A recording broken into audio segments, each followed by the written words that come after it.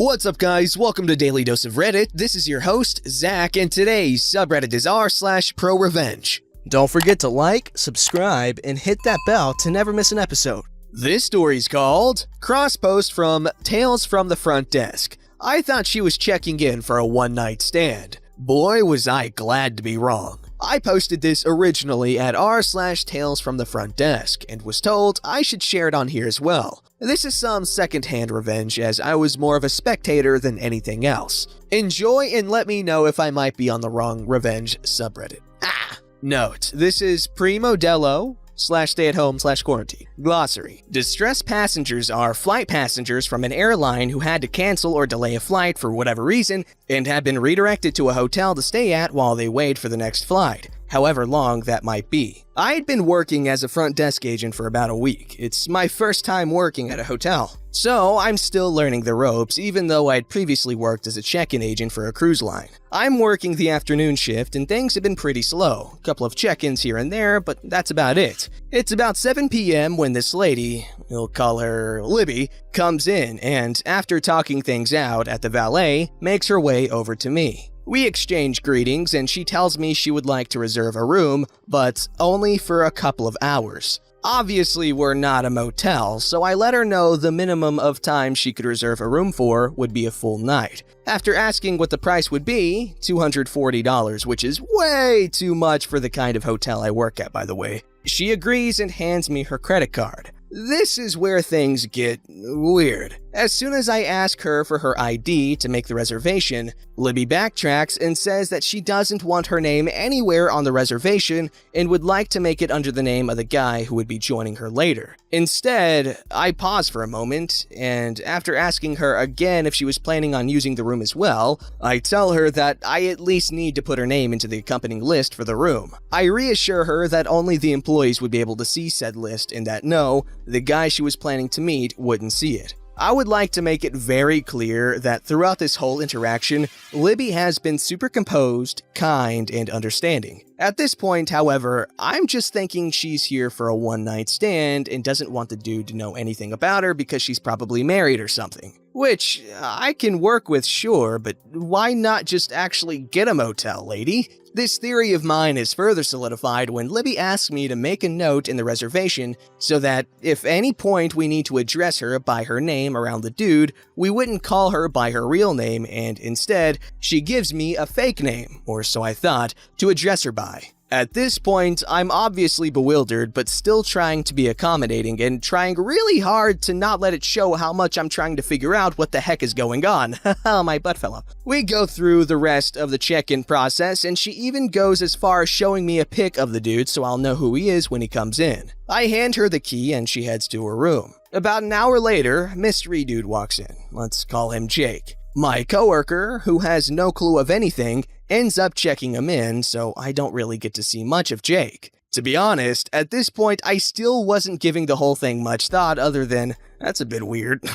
Not even 30 minutes have passed since Jake went up when Libby comes back down and hands me both keys. They'd both received one each. Says thank you in the most serious yet cordial way and then walks off. Multiple thoughts went through my mind as this lady was making her way to the valet. That was way too fast even for a quickie. Why the heck did she give me 2 keys? Where's Jake? Libby, please tell me you didn't murder Jake. Security is standing behind me, staring Libby down, probably having the same thought process as I am. The supervisor for security usually spends the night hanging out at the front desk. My coworker and I are whispering with each other, still trying to figure out what the heck happened because that did not look like a lady who had just had a pleasant romp in the sheets. Cue Jake coming down the stairs and, okay, we can breathe, he's not dead. Now, what happened next, we couldn't see because we suddenly had an onslaught of distressed passengers. Like 30, I wanted to die. So I thought I wouldn't find out what the heck had actually happened between Libby and Jake. But then, the worker from the valet came over and boy did he have some tea to spill. Turns out that Libby had gone as far as asking valet guy to park her car in a way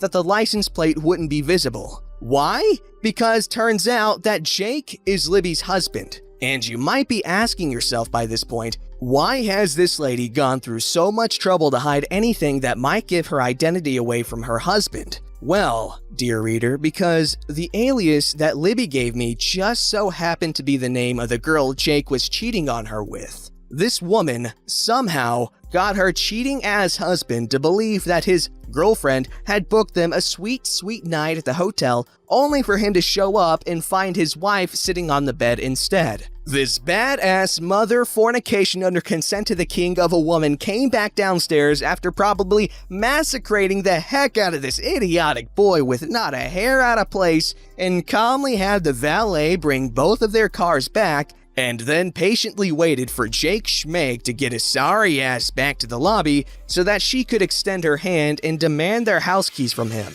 She then got into her car and just drove away. The only thing that would have made this even better was if Jake Schmeg's girlfriend had also been there to tear into him as well. I like to think she had a part to play in this whole thing, since how else would Libby have managed to trick him into getting to the hotel? Point is, this woman is all I aspire to be. You know what? A lot of people might go the crazy route because, honestly, cheating on your spouse is like one of the worst things you could honestly do. And you would be absolutely within your right to feel the urge to absolutely grab their neck and snap it. However, you don't want them to have the satisfaction of knowing that you hurt them a lot. But no, this woman, she actually thought this out and was methodical. And yeah, she probably screamed him a new one, but that's just a normal fight. I mean, not normal fight, a bad fight, but he was cheating on her. And she caught him red-handed. Yet she maintained her relative chill and left the hotel with an aura of badassery. Alrighty, Rue, this story's called Cross-Post from Malicious Compliance. Don't tell people how to do their job if you don't know how it should be done. As the title says, this was originally posted in Malicious Compliance, but I was suggested to post it here.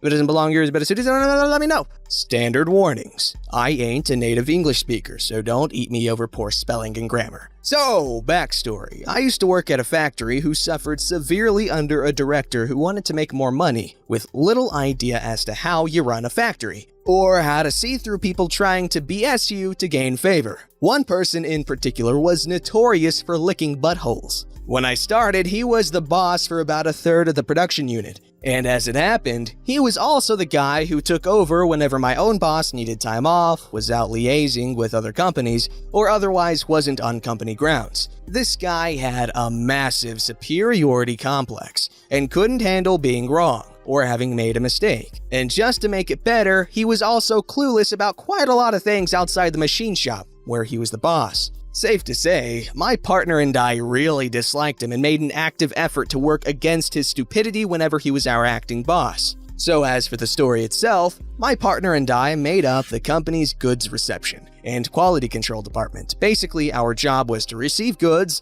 and inspect that everything was in order. Correct amount had been delivered, no transport or production damage or mistakes, and then prepare the things for storage. But as you might expect, sometimes things weren't quite in order, some things were unimportant and we just ignored them. Most things we send in to get them repaired. Since most mistakes were fixable, and then send a bill to the contractor who were hired for the job, and a few things we discarded because they were broken beyond what we could repair. And this particular ass clown was allowed to greenlight things that my partner and I had sent in to get repaired. So one day, the director comes out with the head of productions behind him, wanting to know why a particular type of good from a particular contractor always got sent in for repair, and I do mean every time. And we explain that because Purchase opted to use the cheapest place to get these things done, quite frankly, one particular part was subpar, but it could be fixed, so it really wasn't a big deal. He wasn't happy with that explanation and wanted to get someone who knew of such things to have a look at it.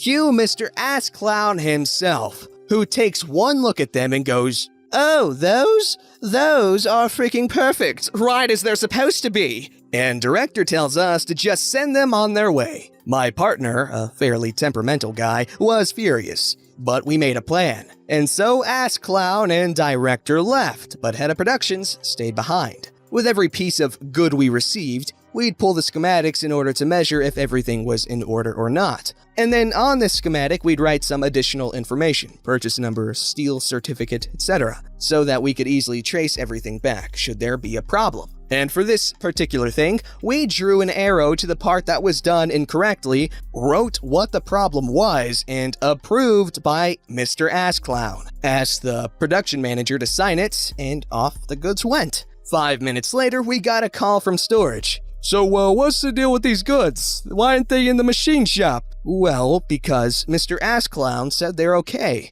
and the director is backing him up. Insert curse words. We then briefed him on the plan, and he was somewhat happy. So about 2 weeks later, our trap sprung. Our assembly unit, whom I'd already spoken to, needed these particular parts, and they received the ones that weren't made correctly. So of course, they contacted their boss, who according to plan, didn't contact my boss, since he was away, but the director himself, about how quality control had really messed up. Of course, the director came flying over, howling and screaming about our incompetence, to which my partner and I calmly asked him, so it's about those specific parts creating this particular problem. Well, yes, you bloody morons! The director then called for Mr. Ass Clown to come and straighten us out. Mr. Ass Clown stood there, all smug, expecting his next big promotion, but we called storage and asked our storage worker to bring up the pallet with the remaining goods, and the schematic that had a very neatly approved by Mr. Ass Clown, signed production manager written on it. The half a second it took him to realize that these goods that risked delaying the shipment, and thus costing a small fortune in delays, had been green-lighted by him was priceless. His face went from, "Oh yeah, I'm securing my seat as the next production manager," to, "Oh God, I'm gonna get fired for this." He was later told to stay right away from the quality control department, and my partner and I, as well as our boss, celebrated with cake. They complied with malice, and indeed, it did backfire on Mr. Booty Clown. Also, I'm curious, what is an ass clown? Is it a donkey that is a clown, or is it someone's butt, or a clown for someone's butt? I'm confused. Someone explain the logistics of this, please.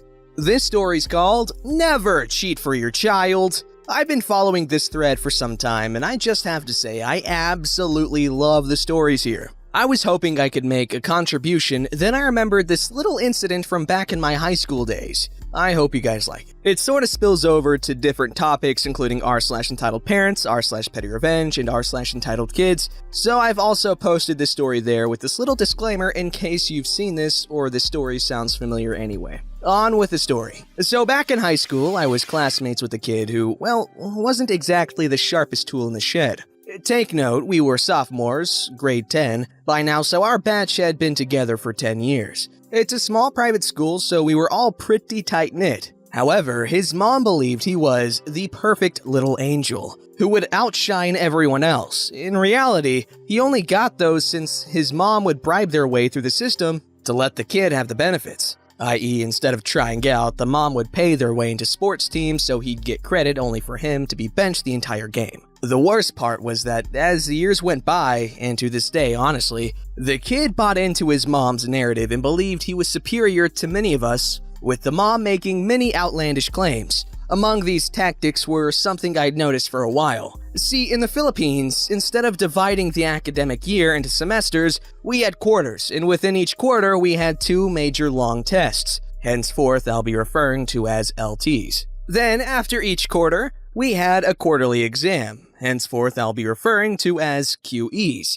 As each quarter progresses, the QEs would aggregate lessons from the quarters that had passed along with that quarter's lessons. Anyway, for some time now, our class had noticed that this kid would call sick on the day of major exams. Then the mom would call on the kids in the higher bracket grading who were supposedly close with the kid to ask for the exact content of the tests so they could study it for the retest. Now, I'm not exactly a star student, okay, not at all, but my grades were decent enough for her to consider me within that call list. I mean, I hung out with the guy and he was nice enough until his mom began inflating his ego. So, for the 3rd quarter exam, for algebra, surprise surprise, the kid calls in sick. Now, this was pretty expected since everyone had already been betting on it. Sure enough, by evening, the mom calls me up asking exactly what was on the test. each question and answer. I tell her off, and she starts spouting on about grades are important, and I'm just caring for the future of my child,